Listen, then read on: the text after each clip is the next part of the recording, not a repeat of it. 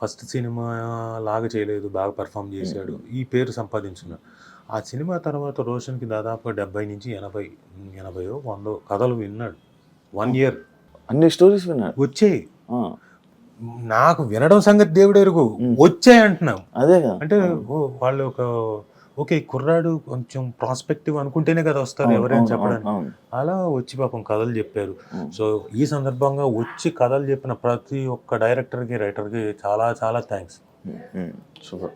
అంటే వాళ్ళకి అనిపించి వచ్చి రోషన్కి కథలు చెప్పి డెఫినెట్గా మీ అందరి కథలు మెటీరియలైజ్ అవ్వాలని నేను మనస్ఫూర్తి కోరుకుంటున్నా. ఐ డ్రీమ్ సాక్షిగా. సో నాకు అది ఆనందం అనిపించింది. So Roshan was successful.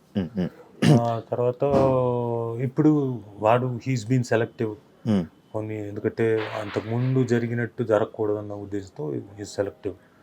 ఇంకా మిగతాది ఇంకా తను కూడా తన బాడీని, మిగతా హార్స్ రైడింగ్లు ఇవన్నీ కూడా కాన్స్టెంట్గా నేర్చుకుంటున్నాడు. మనోడికి ఇష్టమా అన్న సినిమాలు? మీరు విపరీతం, నేనేం ఫోర్స్ చేయలేదు. నాకన్నా విపరీతం వాడికే ఇష్టం సినిమా. వాడు లీ స్ట్రాస్బర్గ్కి వెళ్ళి నేర్చుకున్నాడు యాక్టింగ్, అమెరికా వెళ్ళక ముందు వాళ్ళ తాత దగ్గర నేర్చుకున్నాడు. ఒక 2 months 1.5 months 2 months, అది కరెక్ట్ గుర్తులేదు. సో అదొకటి. తర్వాత ఇక్కడికి వచ్చి పాండిచేరిలో ఆదిశక్తి దగ్గర వెళ్ళి ఒక 40 రోజులు ఏదో ఉండి నేర్చుకున్నాడు. డిఫరెన్స్ ఏంటన్నా నేర్చుకునే యాక్టింగ్కి నేర్చుకోలేని యాక్టింగ్? ఏం లేదు, ఇప్పుడు మీరు నేర్చుకొని వచ్చారు అనుకోండి, జాబ్ వెంటనే వస్తుంది కదా, సర్టిఫికేట్ ఉంటుంది, జాబ్ వెంటనే వస్తుంది. లేదంటే కూడా మీకు జాబ్ వస్తుంది, కాకపోతే ఆ జాబ్లోకి మీరు రావాలంటే ఎంతకాలం పడుతుంది? సెట్ అవ్వడం ఒక 5 ఏళ్ళు 10 ఏళ్ళు పడుతుంది. ఏది జాబ్ నేర్చుకుంటారు, వస్తుంది, 10 ఏళ్ళు పడుతుంది. కాకపోతే ఇప్పుడు సర్టిఫికేట్ ఉంది కాబట్టి ఇదిగో ఈ జాబ్లోకి మేనేజర్గా వెంటనే పోస్టింగ్ వస్తుంది. అంతే అంతే తేడా. కాకపోతే ఇందులో నేర్చుకున్నప్పుడు ఏంటంటే మెళుకువలన్నీ మీరు ఇక్కడికి వచ్చి సెట్ ముందు, కెమెరా ముందు నేర్చుకోరు. ఆ ఇన్స్టిట్యూషన్లో అక్కడ నేర్చేసుకుంటారు ముందు, అన్ని రెడీగా ఉంటారు.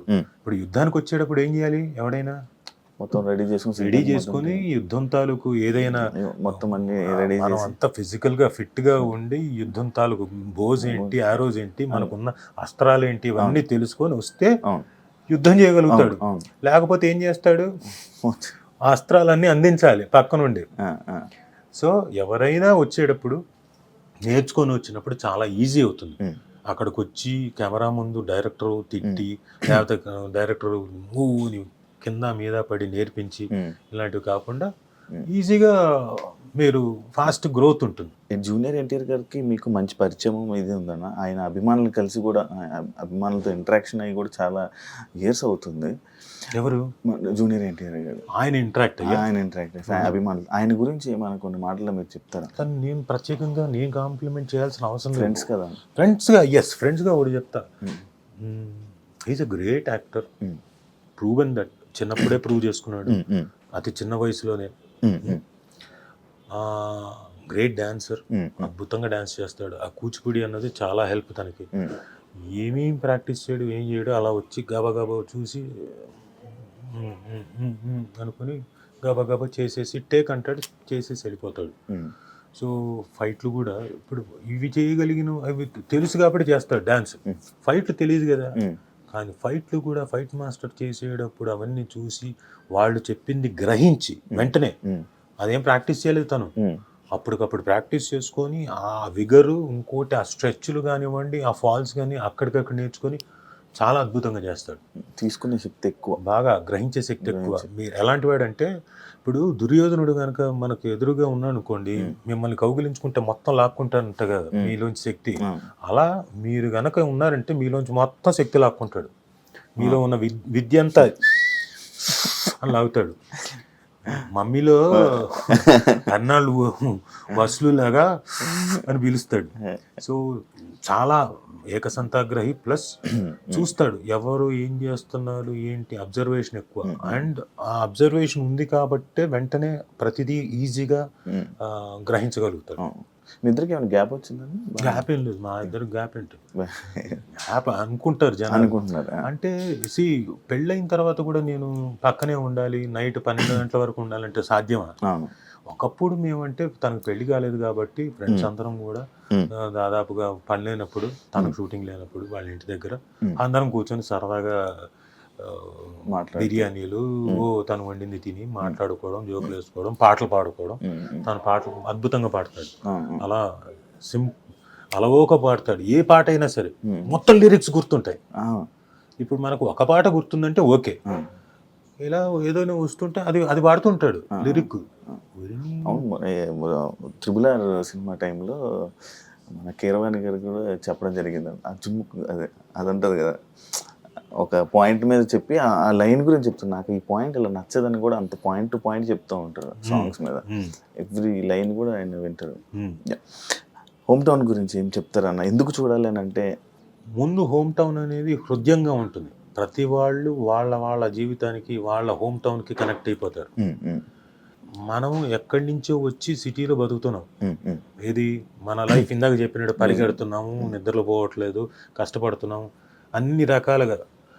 పండగలు వచ్చినప్పుడు ఇంకోటి వచ్చినప్పుడు మనం మళ్ళీ మన ఊళ్ళోకి వెళ్తున్నాం. ఆ ఒక్క 1 day 2 days మనం ఉండి వచ్చేస్తున్నాం. బట్ హోమ్ టౌన్ చూసిన తర్వాత ఏం చేస్తారంటే, అట్లీస్ట్ మనం సంవత్సరానికి 3 సార్లన్నా వెళ్ళి ఒక్కొక్క 3 రోజులు 4 రోజులైనా ఉండి మన హోమ్ టౌన్తో కనెక్ట్ అవుదాం, మనం అక్కడ గడిపోద్దాం అని ఫీల్ అవుతారు. ఎందుకంటే మన జ్ఞాపకాలు చాలా ఉంటాయి అక్కడ. చిన్ననాటి జ్ఞాపకాలు, ఫాదర్ మదర్ జ్ఞాపకాలు. ఇప్పుడు నాకు యానం పెద్ద కనెక్ట్ కాదు, నేను పుట్టి పెరగలేదు అక్కడ. కాకపోతే నేను ఎందుకు రీకనెక్ట్ అవ్వాలనుకుంటున్నా అంటే యానంకి, యానం ప్రజలందరికీ చెప్తున్నాను, ప్రజలందరికీ అక్కడ ఉన్న బంధుమిత్రులందరికీ చెప్తున్నాను, మళ్ళీ నేను వచ్చి అంటే వాళ్ళంతకు వాళ్ళు పాపం నన్ను పరిచయం చేసుకున్నారు కూడా. ఏదో పెళ్ళికి వెళ్తే, బాబు నేను మీ నాన్నగారి ఫ్రెండ్ ఫలానా ఇది అది, నాకు ఎంత ఆనందం అనిపించింది. అంటే వాళ్ళంతకు వాళ్ళు వచ్చి వాళ్ళకి ఉండొచ్చు కదా ఈగో. ఆడో కరోనా కొడుకు ఇప్పుడు వచ్చాడు, వాళ్ళ నాన్నగారు లేదు, ఇంతకాలం ఎప్పుడు రాలేదు అనుకోవచ్చు కదా. అలా అనుకోకుండా వాళ్ళు వచ్చి పరిచయం చేసుకుంటున్నారు, మేము ఫలానా ఫలానా ఫలానా అని.